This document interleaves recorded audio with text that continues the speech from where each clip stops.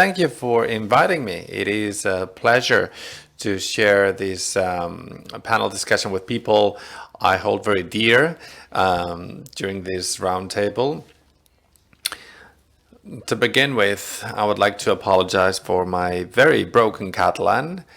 That said, I'll start with my presentation. Given that it's an online talk, I'll keep it brief because it's not as pleasant to follow.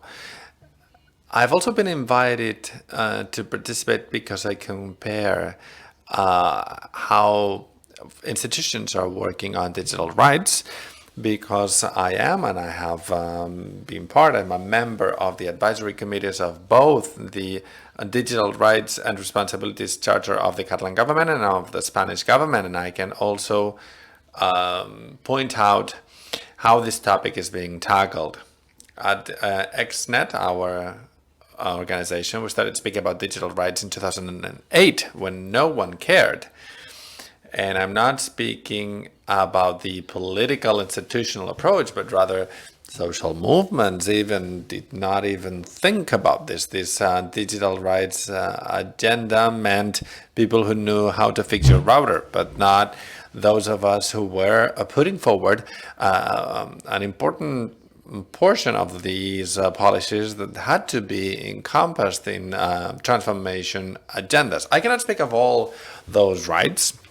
However, I would like to contribute a perspective that I believe it's important to change, and how to compare the way Catalonia has been working on this from the point of view of institutions on this digital rights charter, and how it has been done at the Spanish level is quite different and should help us with some do's and don'ts. That's why I included this sentence by Alessandro Barreto. We are guided by an elite that uses digital technology, but not digital rationale or reason.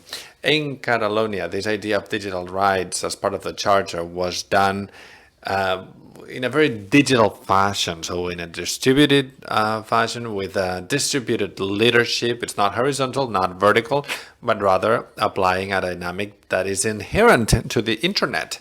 This web that is not horizontal, neither horizontal nor vertical, but rather, as Albert was saying, it fosters this different viewpoint. It helps talent become connected.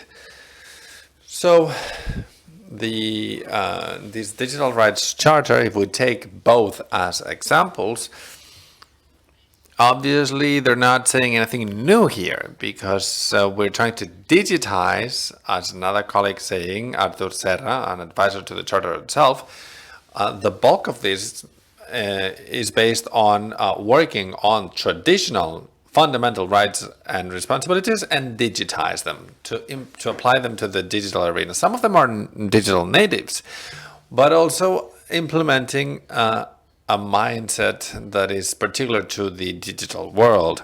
So in order to explain this, the other charter we're working on, and I'm concerned about this, reproduces the traditional actions in the digital world, which means to apply a small layer of machines, of apps. It's a trite idea of what the digital means on a structure, as it was being said, that is no longer valid, that has fallen out of validity. So the rights themselves, we already know. They're the same from time immemorial, but there's a different way of applying them. And I believe that in order to understand what I mean, we could use the title of this slide, which is Democratic Digitization Based on Design and by Default. These are not my words. This is a new paradigm, a new way to approach regulation that comes from the European General Data Protection and Regulation. We're all familiar with it, even non-experts, because it's a European regulation that forced us to change the way we acted over the internet a couple years ago, how we sent our emails, and the need to accept pop-up cookies all the time, so that we could ensure access to different services. And what do I mean when I say design-based and by default? Well, this links up to my second point, which is the internet as a state of exception, which is the main difference with a new way to think about this kind of regulation as opposed to what was being done before. What is not allowed, and we know, which is to curtail freedom of expression or to prevent the right to going on a strike, things that have been done in the physical world. Obviously, we cannot just keep them all together in the digital sphere just because it's digital. So, from an institutional point of view, another way to approach the internet has been to treat it as something that did not belong to our lives, which is why no one even thinks about, shutting down a physical office without a court order, but they do so with a website. So with an administrative procedure without the proper takedown notice, it is an organization, a legal one, unless proven otherwise, and they are using their rights to get assembled and to speak publicly. So what this European law establishes, this European General Data Protection and Regulation, is a way to approach legislation differently. We need to imagine that everything we regulate regarding the digital world has to be done by respecting rights by default and by design. So let me explain this. We shouldn't say exactly that, we shouldn't state that we don't want our data traced when we use a browser or when we're using the internet, but rather by default, they should not trace us. And only if we want to be traced, because we want to be sent a specific advertising, because they're close to our tastes, we will ask. It has to be an opt-in possibility. I want you to trace all my tastes in terms of shoes, for instance. That's what we mean by design and by default. So when we speak about how to change protocols and legislations in order to adjust all of them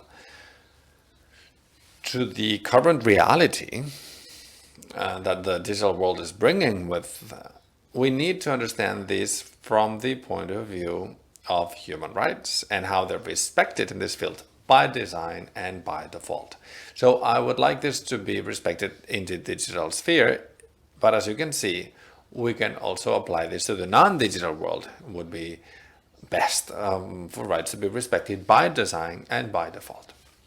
Now, the second point I'd like to make, as you can follow on this outline, is a completely different issue. Usually, these kind of narratives, we can speak about the mainstream narrative, the mass media, etc.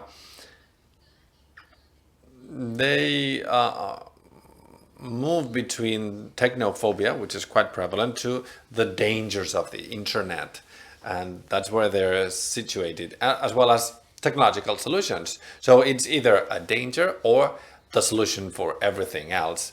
So from a narrative point of view, it brings us back to a time of another great invention of humankind, from the point of view of information technologies, which was the printing press. And now, in a way, we're going through the same kind of schizophrenia. Everything that the internet does is the devil, it's quite dangerous, somebody has to watch over this. Or, on the other end, this will be the panacea. If I have a great Google tool, I will be able to solve all the problems I have in my life, even human problems that no technology can solve. And this is not an anecdote. It is just a way to illustrate